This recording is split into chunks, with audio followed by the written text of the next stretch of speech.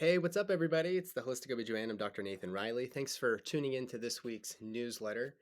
I've heard rumors that my newsletters are going to a lot of people's spam folders or their promotional tabs in Gmail, and that's because I include so many links in these newsletters. So I'm not going to be linking as many things any longer.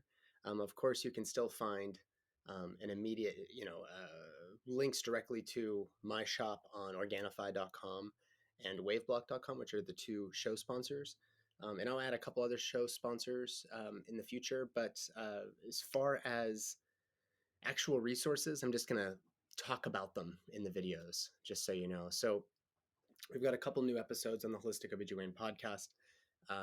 Episode with Adrienne Irizarry, who's a peri-steam hydrotherapist. That episode just came out, and then there's going to be a new episode out tomorrow with my friend Ryan Sprague, who's a cannabis expert. The benefits of of cannabis are far and wide. So you have to consider cannabinoid receptors are predominantly found in the brain, but you also find them in the gut.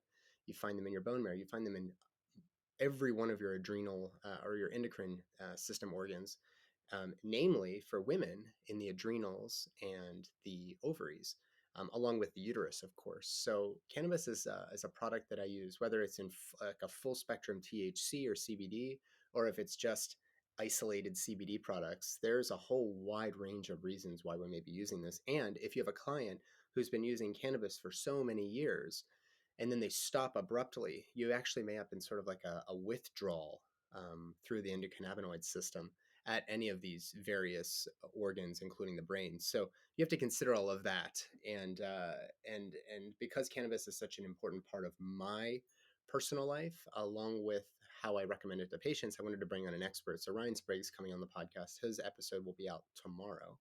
But Adrienne Irizarry's is out. That is a phenomenal episode. I refer so many people to Adrienne because as a peri-steam hydrotherapist, she takes through a Chinese medicine lens. She'll create herbal blends depending on a person's needs. Do they need more heat? Do they need more dampness, etc.?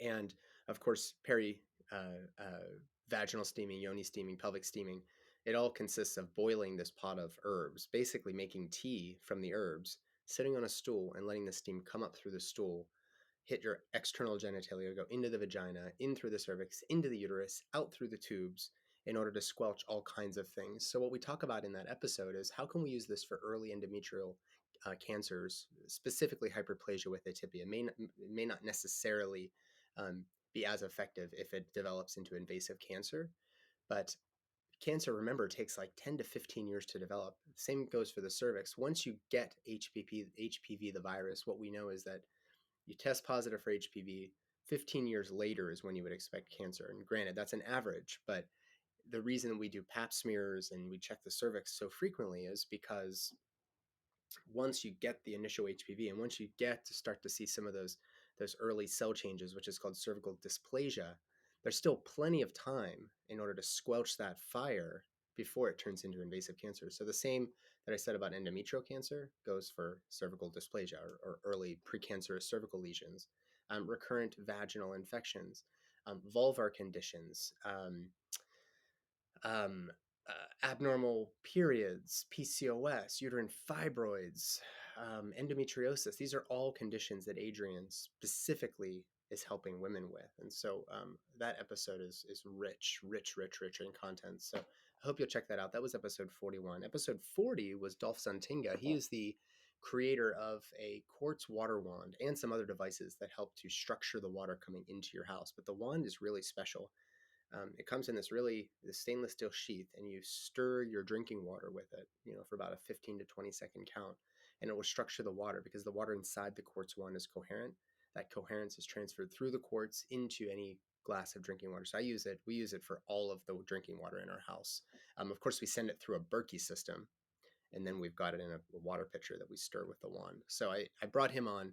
The title of Dolph's episode is "What is Water?" because he and his team had to sit down and actually start from the very, very beginning. What is water and what do we know about what water can do? And of course, water is not just the hydration process, the quality of the water, the structure of the water. Is the water coherent? Is the water clean and filtered? That is all relevant as to how your body optimally functions. And I don't know if the quartz wand works. Everybody's like, this looks like snake oil. Maybe it is, but there are companies out there that are really pushing the edge as to how can we improve the quality of water, because water is so important for our life and the health span of our biosphere. So definitely check that out. I'm going to be really working on trying to find a way when I open a birth and death retreat center someday. How can we get the highest quality water there? And it's going to include water charging, water structuring, water filtering, etc. Hopefully, we can get it from a well as opposed to from some sort of municipal plant. And I think Dolph's going to be a big part of that process. So what else do I have coming up? I'm going to be going to Chestnut Ridge to begin my anthroposophic medicine training. Anthroposophy is the wisdom of being human. And Rudolf Steiner and Ida Wegman in Germany actually branched off of Steiner's anthroposophy paradigm and created an entire branch of medicine that you can study still today in Germany. But in the United States, the Physician Association of Anthroposophic Medicine, PAM, offers an annual training. And after 3 to 4 years of training with them, then you can actually become board certified. Not that I would necessarily become board certified, but the way that they view the body and the subtle bodies and how this impacts our health and our well-being, for me is quite interesting. So as you know, I'm always learning and trying to improve my practice and develop more tools to benefit my patients. So that's coming up in a month or two. And I'm also going to be attending the Biogeometry Fundamentals training program, which is about 14 days, couple hours per day of self-study and some Zoom recordings. And Doria Karim invited me to join in on one of their classes in May. Doria Karim, her dad, Ibrahim Karim, is the guy who came up with the whole technology of biogeometry. And it's really an ancient technology. He kind of just commercialized it in order for healers of all types to be able to learn this technology. So when you see me wearing this in my videos and whatnot, this is a biogeometry pendant with signatures that all correspond to parts of the body. And there's an L pendant as well. And what these devices do is they harmonize all of the EMF around us. You hear me talk about EMF now, like ad nauseum, because I've been reading so much about it, and I got this book by Arthur Firstenberg, which I've talked about in previous videos, called The Invisible Rainbow, and I was listening to it on Audible, and there were so many references that I wanted to pull that I had to just buy the book in order to scan through his 1,000 references in the back. So I'm going to try to have him on the podcast, but I haven't heard back yet. So anyways, EMF is really important. That's why WaveBlock is one of our sponsors. You can get stickers that block EMF from the earbuds and from the phones. If you're using that in addition to this, you really mitigated quite a bit of the EMF in our surroundings. And if you don't believe me about the EMF stuff, like not about the health consequences, you'll have to do some digging for that. I've made some references in the past. You have to consider there's several powerful modems in your phone, and even if you have your Wi-Fi off and everything, try to connect to Wi-Fi on your cell phone. Here's what the sticker looks like, the EMF blocking sticker from WaveBlock. Um, the uh, the in our neighborhood, if I were to try to connect to a Wi-Fi signal, I'd have like 15 different options, right? Because everybody's blasting out 5G from their Wi-Fi routers every side of our house. So it's something I'm very, very thoughtful about. If there was a way for me to block off my whole house, it would require me to like live in some bunker, in the middle of nowhere, because EMF is becoming so it's becoming this sort of omnipresent force that's around us at all times, no matter where you go. And for people that are especially sensitive to electrification and electrical signals, it can be devastating, right? So there's this concept of neurasthenia, which is before Sigmund Freud's time, we saw this as like a whoa, there's something really important happening here to the nervous system of some people. And they determined that it seems that some people are more sensitive to electrical signals.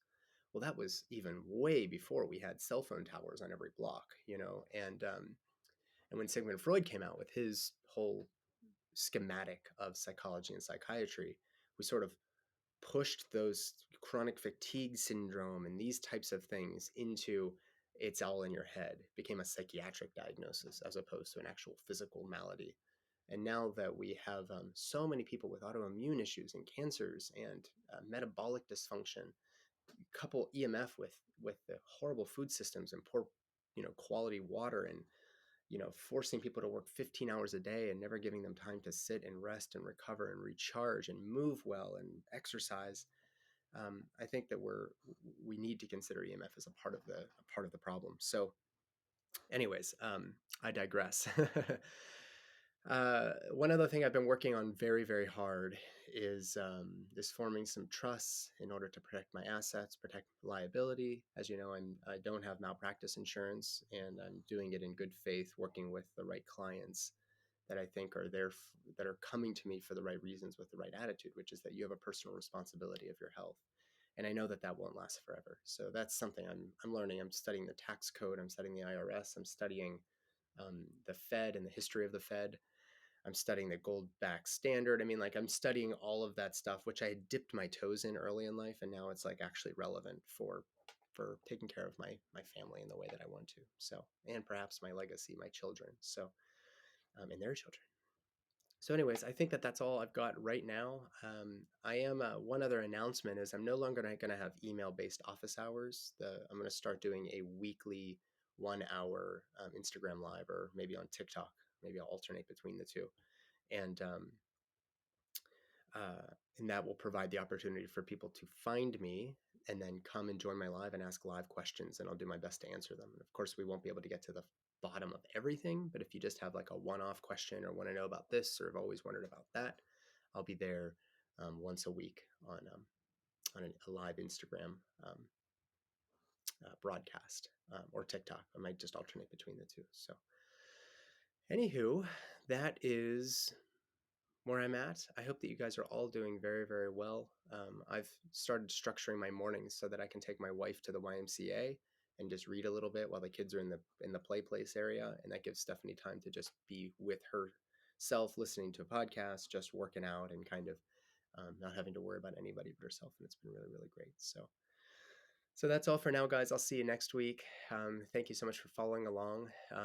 If you need to book a consultation with me, or if you're a collaborator looking for more information as to how you can work with me as a consultant to help your practice, you can find all of that at belovedholistics.com. My podcast, which is a 501c3, can be found at holisticobgynpod.com. And I wish you all well. I'll see you next week.